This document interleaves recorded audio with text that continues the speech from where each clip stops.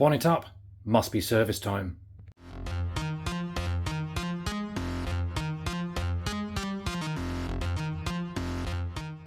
Hello and welcome to the channel. My name's Mark and this is my 1961 Morris Minor Traveller. So this car has been in the family since 1974 with me, the custodian, just before my 17th birthday. Now I had to rebuild the engine and get the car roadworthy again so I could learn to drive. Now for the first few years this was my daily driver and I did all the maintenance and servicing to keep it on the road. But I've got to admit in the last 20 years I've been a bit lazy and have relied on others to do this work for me. Now with their recent retirement, the car's back in my garage under my responsibility to start maintaining it all myself again. So I'm going to start this video with the first service interval of 3,000 miles or 3 months. So I have here an original Morris Minor handbook, driver's handbook. It's not original to this car, this one is 1964, but in it at the back, quite handily, there's a maintenance summary and it lists out the different service items, starting with the 3,000 mile, 3 month one, then it goes on to the 6,000 mile and 6 month one, and then on to the 12,000 mile and 12 month service. There's also a 9,000 mile listed as well, but that's just a duplication of the 3,000 mile. So I'm going to start with the servicing based on this book, and I'm going to start right here under the bonnet.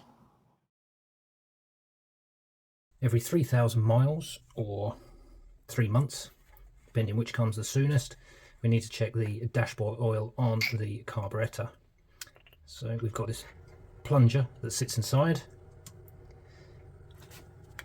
and in there we have oil which just needs to be filled up to the inside of that lower ring there. That's just to give a bit of pressure inside the carburetor. So for this job I am going to use the Penrite dashpot oil. It's got a quite handy little small nozzle on the top of it so it doesn't go everywhere, or at least that's the idea. I'll probably spill it everywhere now. So I don't know if it will come out on camera, but I can kind of see where the oil level is. Let's give it a little squeeze. I've actually put a bit too much in there, so I'll just get a paper towel and dry that excess up. And then once that's done, you can pop the cap back in. Now as you're pushing down, there should be a bit of resistance there, which is the idea of the oil. Now, need to check the coolant level as well, which in there looks fine. Obviously if it's low you need to top that up as well. Same goes with the washer bottle. As you can see, mine's over 3/4 full, so I can leave that, but that's part of the service as well.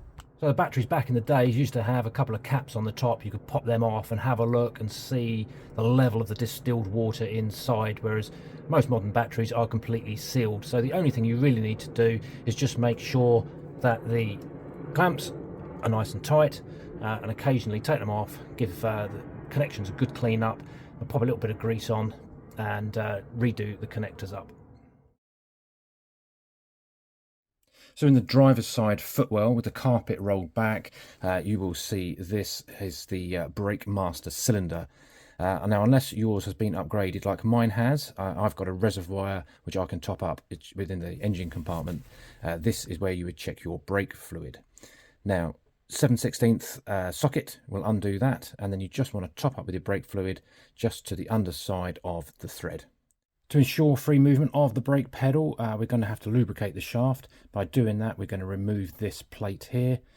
Mine's got 4 screws in it, but there are extra holes, so yours might have more. But this will give us access to the shaft. So I'm just going to give it a couple of squirts with the trusty old oil gun.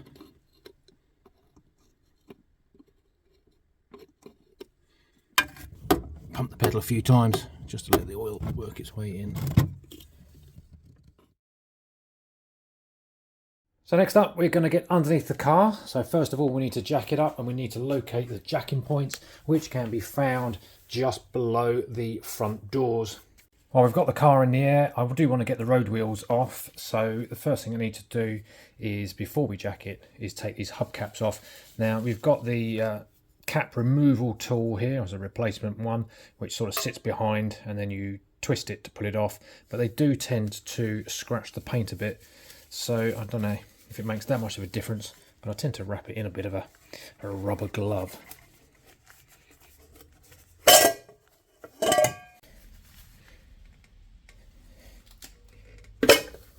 I've got to use my knee to hold it in place because my other hand is holding the camera.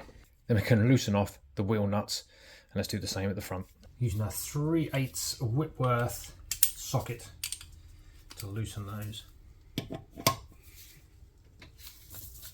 Okay, so for this I'm using a trolley jack, but you might not have one of these. You might just have the original one that comes with the Miner, and to use that there's literally a rubber bung in the end of it just to stop debris and what have you getting in.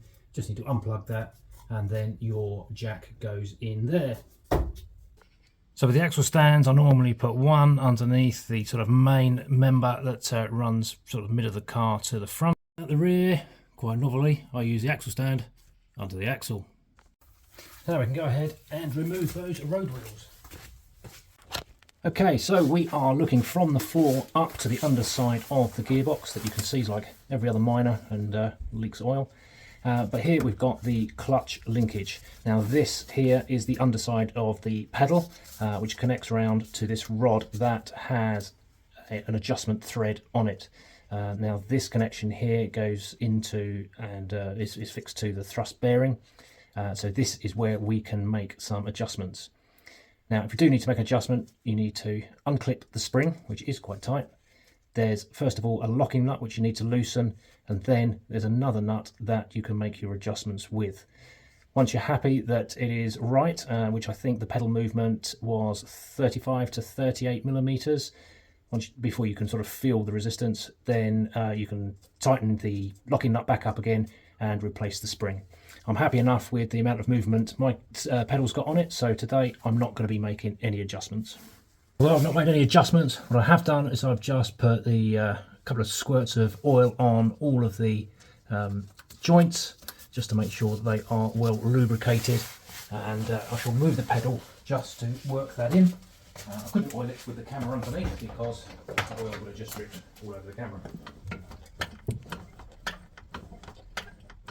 So while we've got the car in the air, we can make a visual inspection of all of the brake lines. Just check for condition, just make sure that there's nothing seeping out, nothing obvious that's going to cause any alarms. So again, we can just follow all the lines through and just make sure they're all in good condition.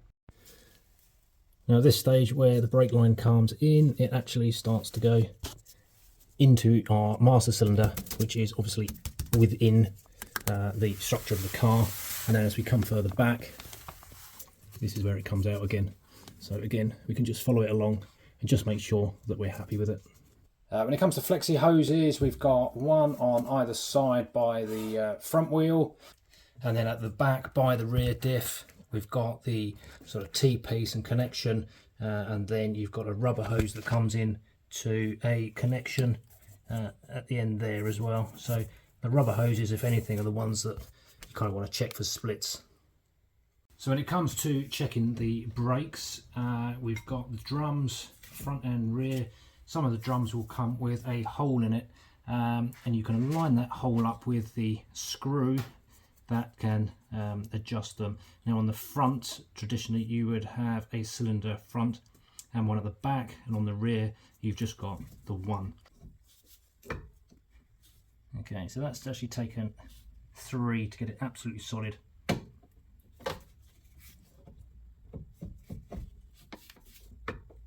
that again. Okay, so that's solid there now, not moving. So that's back 1, but you can feel it rubbing. So I'm going to do 2. That feels quite clear. So I shall stick with that. So still with the car in the air and the wheels off, we're going to get out our trusty grease gun.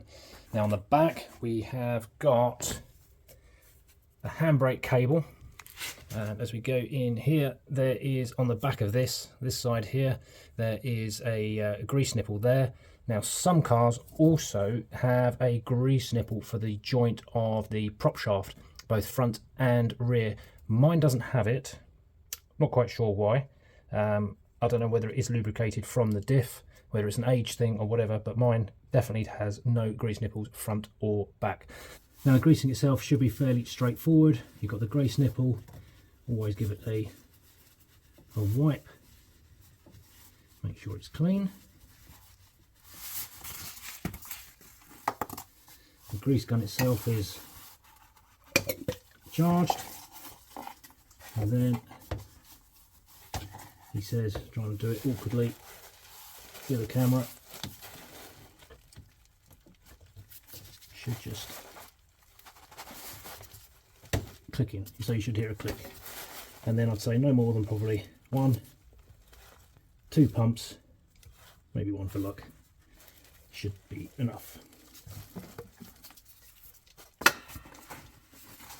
And then wipe off any excess. So at the front of the car, similarly, we've got our steering ball joint here. It's got a nipple on the top of it. There's the top swivel joint here. Same again, that's got one, sometimes known as the trunnion. And then behind here at the bottom, I'll come round, we have got the lower swivel, and there's the grease nipple there. So same thing applies. Give it a quick clean, and click the grease gun on and give it a couple of squirts.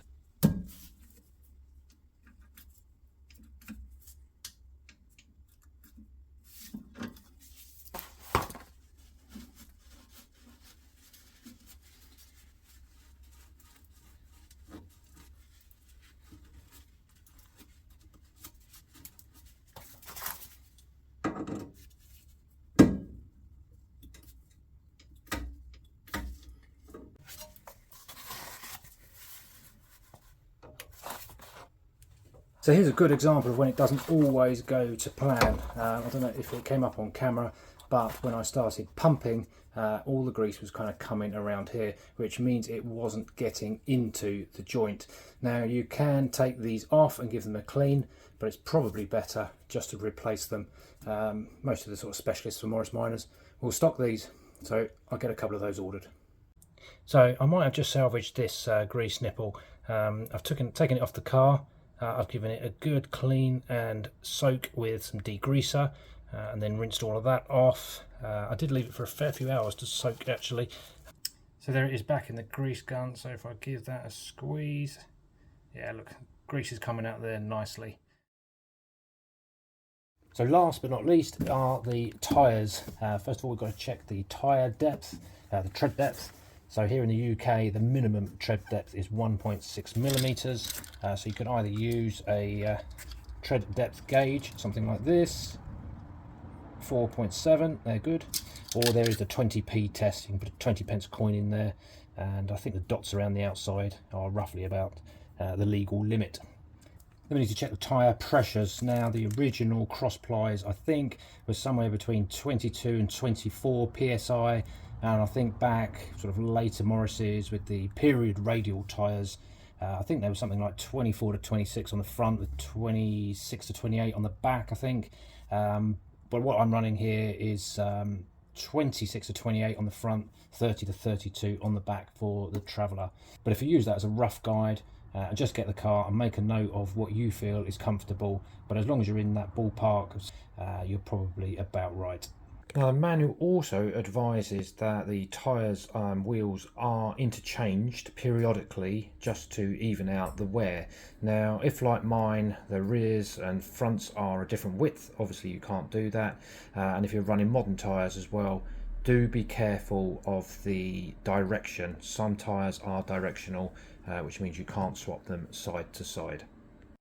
Well, I hope you enjoyed the video and maybe even giving you some tips of what to do on your own car. But as always, thanks very much for watching, and until next time, cheerio.